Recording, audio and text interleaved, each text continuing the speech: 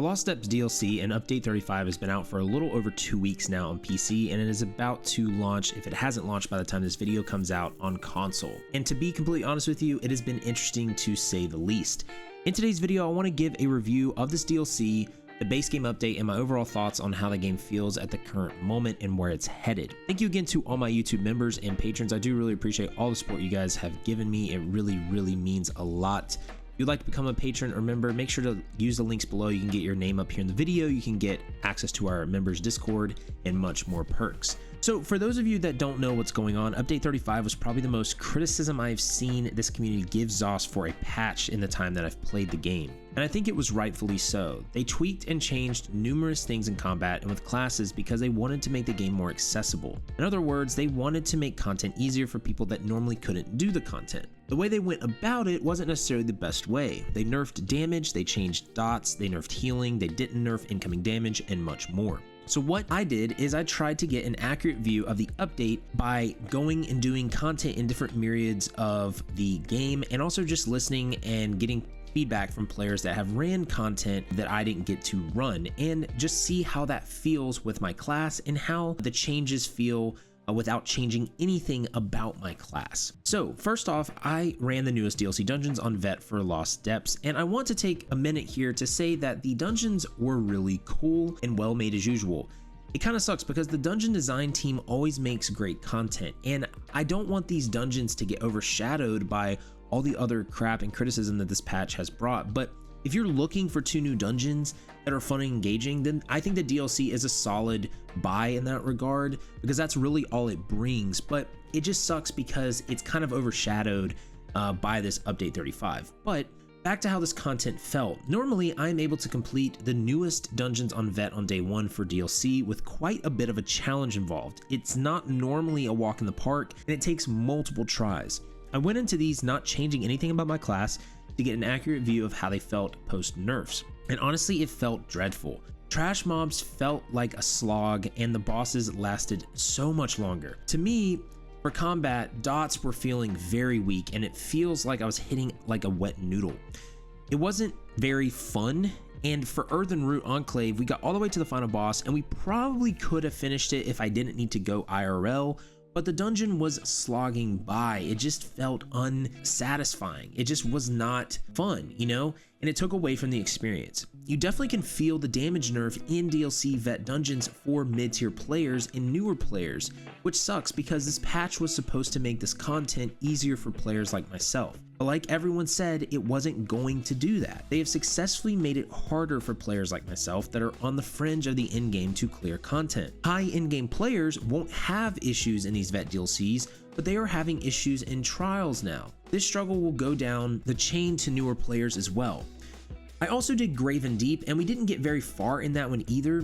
The ironic thing though is these DLC Vet dungeons were always a challenge for me before this nerf, and they were very fun.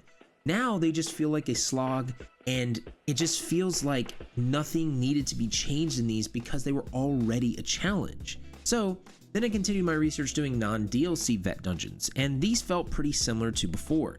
The trash mobs felt the same, but some of the bosses definitely took a little longer, but nothing to be concerned about in my opinion for a mid-tier player. However, for newer players, it may be different. You may have the same experience that I had in a DLC Vet dungeon, and it may be a little harder for you to clear that now. It's crazy because if you look at it like this, where if you break the community up into 3 categories, in-game, mid-tier, and casual, the difficulty ceiling shifted down from content, right? But the skill and the damage that it takes to do that content also shifted down. So nothing has changed other than making content a little harder for each group that was trying to clear their fringe content. So the fringe content for in-game players is probably like Vet hard mode trials. They're pushing for that all the time. It's always very difficult. Now that's like almost out of reach, it seems like, according to like Nephis. And so for me, the mid-tier players, the fringe content could be DLC Vet dungeons, it could be Vet trials, right? Now that stuff is even harder. The fringe content for casual players could be Vet DLC dungeons at the top, and maybe non-Vet DLC dungeons like hard modes and stuff like that for them. So it didn't really bring accessibility to the game. It didn't do what they accomplished, which is why people are frustrated, along with the change fatigue.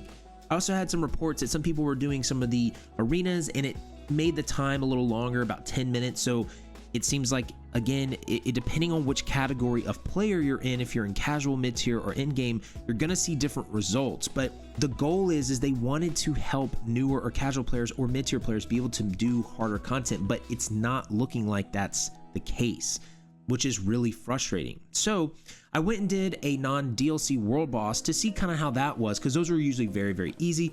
It was very easy. It felt similar, but again, it took a little longer, I think, to kill it than normal, which again, might not bode well for new players. So why isn't this good for the game, other than it being not satisfying and making things more difficult for players that weren't supposed to have a harder time?